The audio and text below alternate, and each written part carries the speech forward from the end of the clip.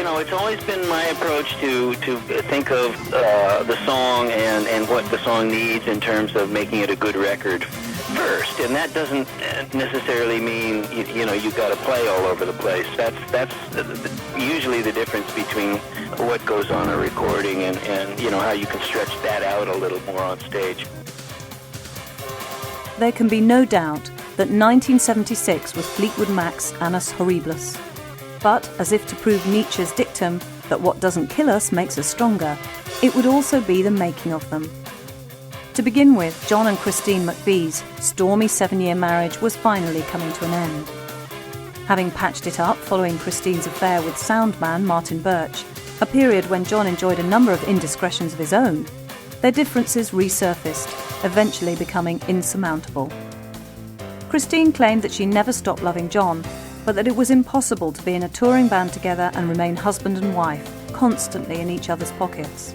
There was no separation between the personal and the professional, and John, as always, sought refuge in the bottle. By the time they returned from the 1975 tour, their marriage was as good as over. Christine had also begun another affair with a crew member, this time lighting director Curry Grant. Lindsay and Stevie's relationship, meanwhile, was also breaking up for much the same reasons. It was just too intense, being musical as well as emotional partners, and Stevie sometimes felt that Lindsay cared more for his guitar than for her. For his part, Lindsay was used to being in control, and he had to cope not only with being the new boy in Fleetwood Mac, but with seeing Stevie blossom into a huge star in her own right. Mick Fleetwood, meanwhile, caught in the middle, was also being divorced by his wife Jenny, who he was still very much in love with, but who Fleetwood Mac's constant touring had caused him to neglect badly. It was under these conditions that the band went into the studio to record their next album, the hugely anticipated follow-up to the platinum-selling Fleetwood Mac. They began work in February 1976 at the record plant in Sausalito, California, and all moved into nearby apartments. After 4 days, they fired the studio's engineer and brought in their live sound mixer, Richard Dashut, to produce, despite the fact that he had never produced an album before in his life. The band members, meanwhile, were barely speaking to each other, and by this time cocaine, in huge quantities, had become essential to their existence. Mick Fleetwood even considered giving their dealer a credit on the LP's sleeve, until he was killed in an underworld hit before it was released. The stories surrounding the making of what would become Rumours are legendary. One night the band wasted $1,000 worth of studio time eating hash cookies and doing nothing but sitting around giggling. They wasted 4 equally expensive days trying to tune a piano. Then another month trying out different pianos before scrapping the track altogether. Weeks were spent trying to get the right bass drum sound, and John McVie would spend hours alone in the studio at night trying to nail his bass riff while kneeling on the floor staring at a picture of the notorious teenage guru and perfect master, Maharaji. Lindsey Buckingham was becoming increasingly obsessive over the band's sound, refusing to relinquish control of any aspect. And in the middle of this, Mick Fleetwood and Stevie Nicks began a clandestine affair. But slowly, the album began to take shape. All 3 songwriters, Lindsay, Stevie and Christine, used their breakups for material. And of course the subject matter of the songs would often be the very people expected to sing and play on it. Yet the obvious strain and turmoil in the music contributed both to the strength of material and the fascination that the finished album would exude, as millions of listeners heard the band's personal and emotional lives falling apart before their ears. It was like a soap opera. Lindsay's bitter second-hand news was followed by Stevie's regretful dreams. Lindsay replied with "Never Going Back Again" before Christine's "Don't Stop," written with John in mind. Lindsay's aggressive "Go Your Own Way" was countered by Christine's fragile piano ballad "Songbird." Side 2 opened with "The Chain," cut together from a number of studio jam sessions, before Christine's "You Make Loving Fun" about her lover, Curry Grant. Then there was Stevie's "I Don't Want to Know" and Christine's "Oh Daddy," written for Mick in a celebration of fatherhood. Finally, there was "Gold Dust Woman," a mystical anthem, the equal of Rhiannon, recorded by an exhausted Stevie on the 8th take at 3 in the morning huddled in near darkness, wrapped in a shawl and surrounded by throat lozenges, tissues and bottled water. After a year, Rumours was finished and was released in February 1977. The first single, Go Your Own Way, had come out just before Christmas and had gone straight into the top 10. On the basis of this, Warner's shipped 800,000 copies of Rumours, the largest advance order they'd ever dispatched. It turned out to be a conservative estimate. After 1 month, it had sold 1 million copies, and in April, the second single, Dreams, went straight to number 1. In May, the album also made number 1, displacing the Eagles' Hotel California, and remained there for a staggering 8 months. By the end of the year, Rumours had sold over 8 million copies, and a further 800,000 were leaving the shops each week. It soon became the best-selling album in music history, only bested in the 80s by Michael Jackson's Thriller, and it made Fleetwood Mac multi-millionaires. Throughout it all, the band were never off the road, promoting the album in grand style. As the stadiums got bigger, so did their demands. They had their own private Learjet, of course, and an extended entourage that included masseurs, astrologists, and their own in-house cocaine supply. They stayed in the most expensive hotel suites in the world, and had them completely redecorated and repainted in pastel shades with a grand piano installed for the one night that they were staying. Each band member was provided with their own limousine for every show, and their list of backstage refreshment requirements was legendarily vast, painstaking and luxurious. There was even a 70-foot-tall inflatable penguin costing thousands of dollars, which, inevitably, was never used. Fleetwood Mac had done it. After a decade of struggle, they were the biggest band in the world. But where could they possibly go from here?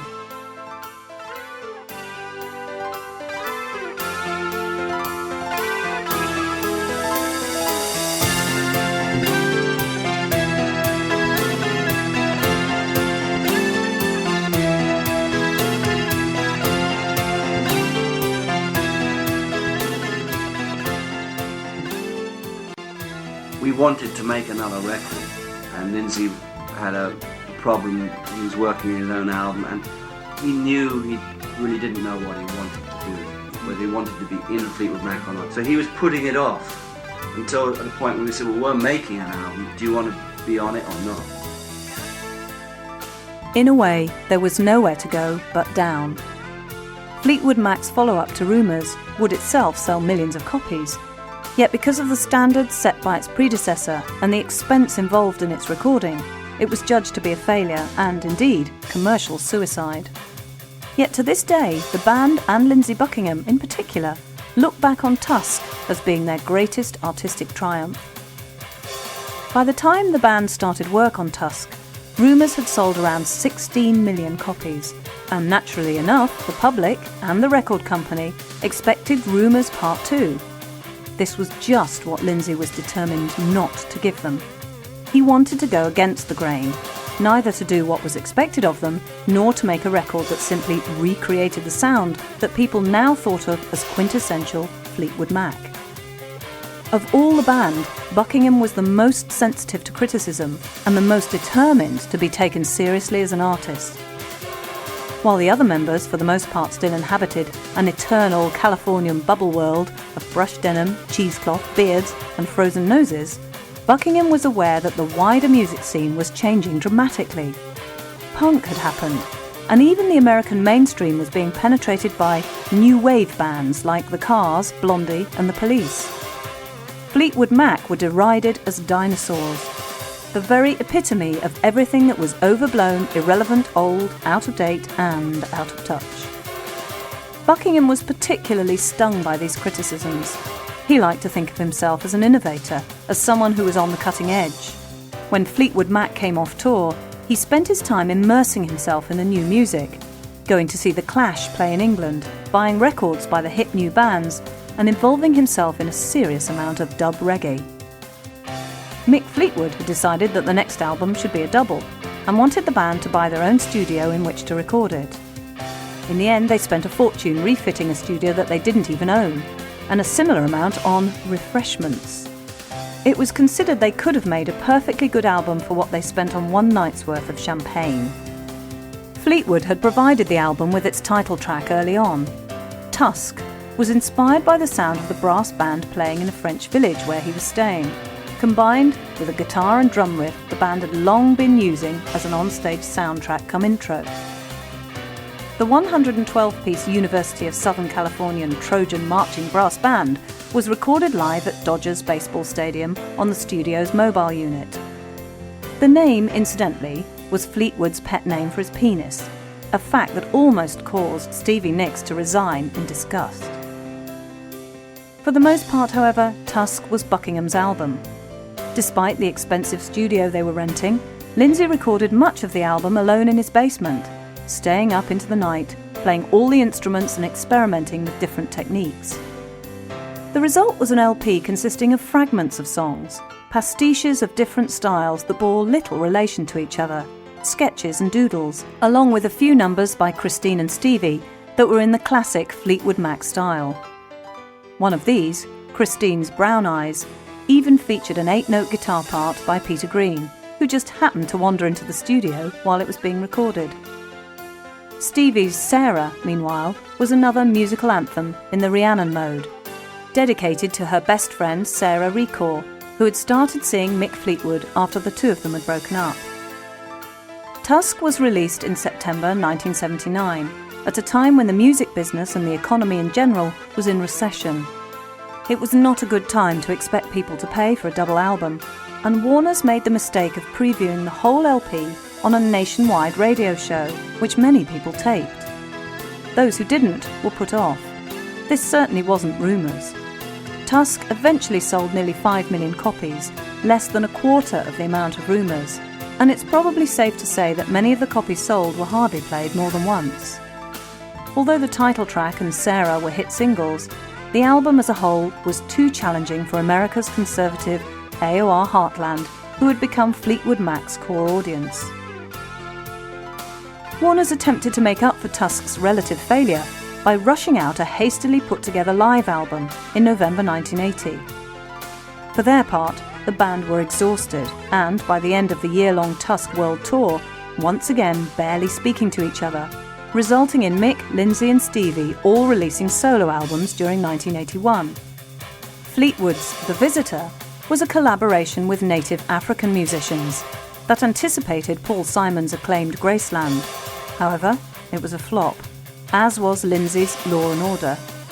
By extreme contrast, Stevie Nicks' Belladonna was a multi-platinum selling #1 album, spawning 3 hit singles and a hugely successful solo career. This situation inevitably caused tensions when Fleetwood Mac regrouped in Paris to record their next collective album, which would consciously attempt to do what Tusk hadn't, recapture the Rumours formula. Buckingham in particular was smarting from Stevie's solo success, in contrast to his own album and Tusk, which had been his project. This time the band made it clear that he would be working very much as part of the team. But making Mirage was not a happy experience for anyone. The basic tracks were laid down in just 2 months, as though the band felt under pressure to come up with product, despite their hearts not being in it. In retrospect, the band thought the album was superficial, lacking in passion and playing too safe. Despite strong songs like Stevie's Gypsy, Lindsay's Oh Diane and Christine's Hold Me, Mirage was definitely a step back from Tusk's boundary pushing. Nevertheless, it went straight to #1 in July 1982, and the band embarked on a short promotional tour. Following this, however, it would be nearly 5 years before Fleetwood Mac would work together again.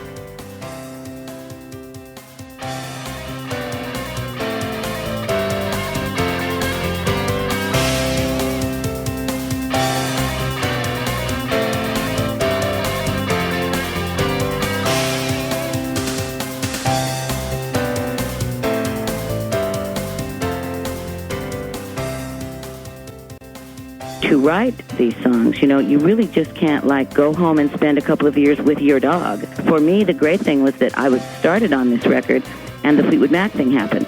So of course, when we even thought that was going to happen, everything else stopped. By 1984, Mick Fleetwood was bankrupt. How had this happened? How had the leader of the biggest rock group of the 70s, who had sold more records than anyone, managed to lose all that money? Well, the records and tours had cost a lot, and the band had lived excessively, no doubt about it. But not all of Mick's millions had gone up his nose. Most of it had been lost in a series of unwise property deals, real estate all over the world bought at the top of the market that proved to be bad investments. Suddenly, the bank were knocking on the door. Forced to move out of his huge Malibu ranch house, he was broke. He needed to start over.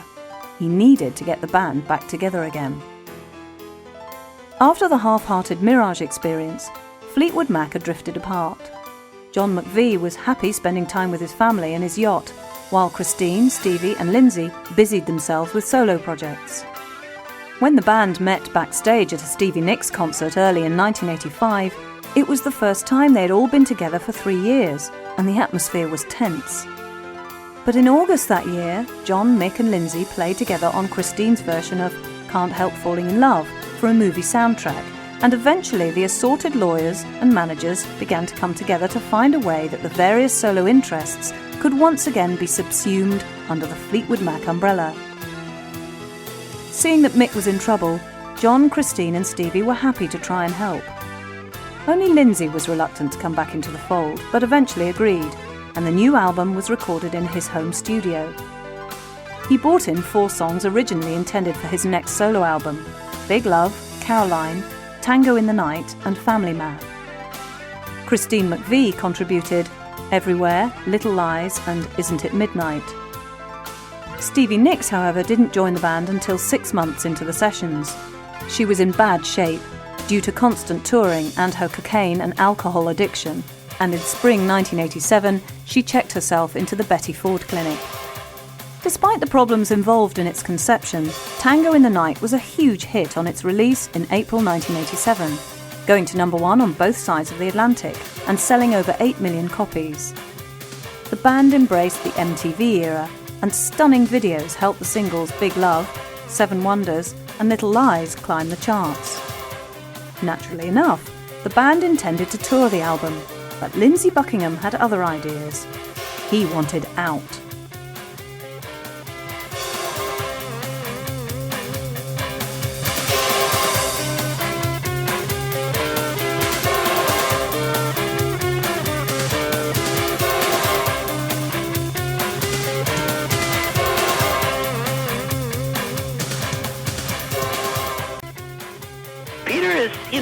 He keeps pretty much to himself, and he's had kind of a tough road himself. But and I actually do not know the specifics of where, how he would be described in terms of his mentality at this point in time. But I know he's had some tough times, and his presence can be elusive at best. For some time, Lindsay had been telling the press how frustrated he felt in Fleetwood Mac, claiming that he did all the work and yet still had to make all the compromises. He also said that he was burnt out and had no intention of touring the album. Eventually, the rest of the band confronted Lindsay and put pressure on him either to commit to a tour or leave the band. He said he needed time to think, but when they didn't hear from him, they assumed he was quitting. Then they heard that he had agreed to a tour. Dates were scheduled, then they heard he was out again. Another meeting was set up. This time it was personal. Stevie in particular couldn't understand why Lindsay was acting like this. They fought, Lindsay stormed out and Stevie followed him. Then Lindsay slapped her face and bent her backwards over his car. He came back into the house raging wildly, only to storm out again, sitting in his car for 15 minutes before driving off. After 13 years, Lindsey Buckingham had left Fleetwood Mac. His replacements were singer Billy Burnett and guitarist Rick Vito. Burnett had worked on Stevie Nicks' last solo album, and he and Vito were both occasional members of Mick Fleetwood's spin-off band Zoo, so they knew the band members well and fitted in quickly. Nevertheless, when the new lineup embarked on the 1987-88 Shake the Cage tour, there was a feeling that this was an ersatz version of Fleetwood Mac, and not the band that had played on the album they were promoting. This feeling was hardly dispelled by 1990's Behind the Mask album, Another solid seller, and one to which both Burnett and Vito contributed as songwriters. But like Mirage, the magic was missing. Then, in November 1990, both Christine McVie and Stevie Nicks announced they were leaving the band. Nicks had decided to concentrate on her solo career and had fallen out with Mick for revealing their affair in his autobiography published that year, and also for not allowing her to put her Rumours era track Silver Springs, originally released as the B-side to Go Your Own Way, on her solo Greatest Hits collection. She claimed that she would never again have anything to do with Fleetwood Mac. Christine, for her part, was simply tired of the madness and retired with no animosity. But Mick, as always, was determined that the band should continue, despite Rick Vito also walking out. That just left Burnett, along with the rhythm section stalwarts of Fleetwood and McVie, to carry the name forward. Yet the various alumni of Mac history seemingly could not keep away from each other. Billy Burnett, Christine McVie, and most surprising of all, Lindsey Buckingham, all played on the second album by Mick Fleetwood's Zoo. And in November 1992, a Fleetwood Mac lineup consisting of Mick, John, Christine, Lindsey, Stevie and Billy Burnett and Rick Vito recorded 4 new songs for a greatest hits album. At the same time, a certain old track seemed to be everywhere in the American media. Bill Clinton had been using Don't Stop as his theme song in his campaign to get into the White House. The same month that Fleetwood Mac regrouped for the greatest hits sessions, he beat George Bush Sr. in the presidential elections, ending over a decade of Republican rule and becoming, supposedly, the country's first rock and roll president. As if to prove this, the call came through that he wanted Fleetwood Mac to play at the inauguration, and it had to be the classic Rumours lineup. It was an historic occasion, enough to make the band put aside their differences, at least temporarily. All concerned, however, saw it as definitely a one-off event, despite Billy Burnett's departure for a solo career around the same time. A new lineup consisting of Mick, John, Traffic guitarist Dave Mason, and singer Becca Bramlett went out on tour in 1994 as part of an AOR nostalgia package with Pat Benatar and REO Speedwagon, releasing a new album, Time, in October 1995. Despite the presence of Christine McVie on several tracks, it was the band's first major flop, failing to trouble the top 40 album charts on either side of the Atlantic. As far as many were concerned, including Lindsey Buckingham, who said so in the press, Fleetwood Mac had become a bad joke. But fate still had several more hands to deal them.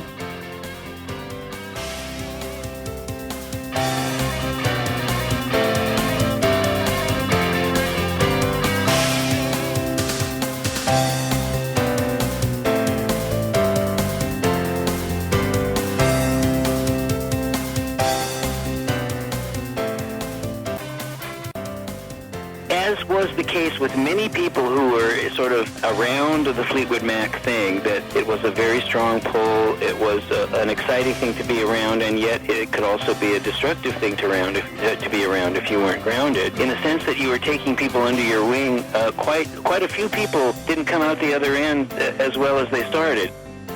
In 1997, the classic Rumours lineup, John McVie, Mick Fleetwood, Christine McVie, Lindsey Buckingham and Stevie Nicks, reunited for an MTV Unplugged special, re-recording 13 of their best-loved songs plus 4 new numbers.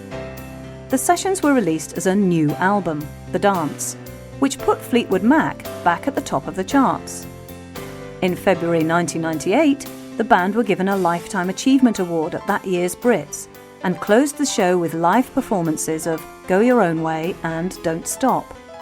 A world tour followed before the band members once more went their own ways. Buckingham and Nicks once again resumed their solo careers, she, as always, more successfully than he.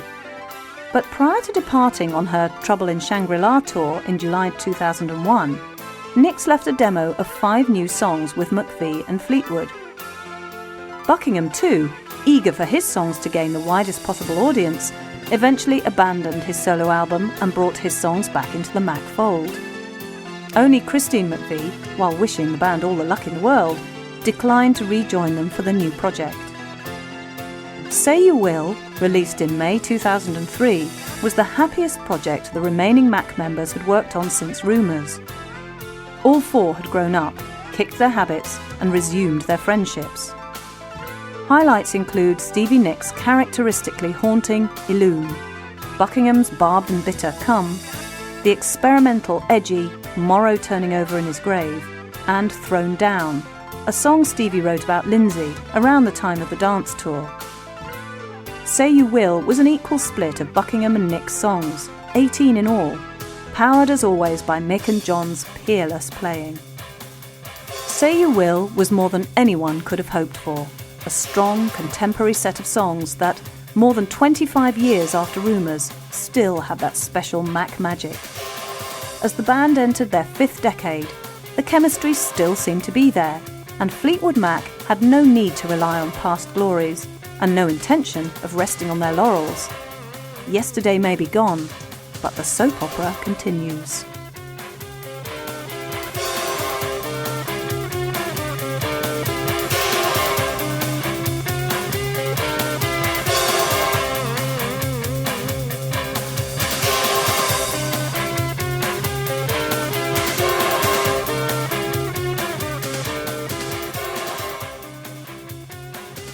Thank you for buying Maximum Fleetwood Mac. We hope you enjoyed it. Watch out for further titles on Chrome Dreams coming up soon. If you did enjoy it or have any comments or suggestions, write to us at Chrome Dreams, PO Box 230, New Malden, Surrey, UK, KT3 6YY, or email us on mail@chromedreams.co.uk. Details of our full catalogue are listed on our website at www.chromedreams.co.uk. Thanks again for listening, and goodbye for now.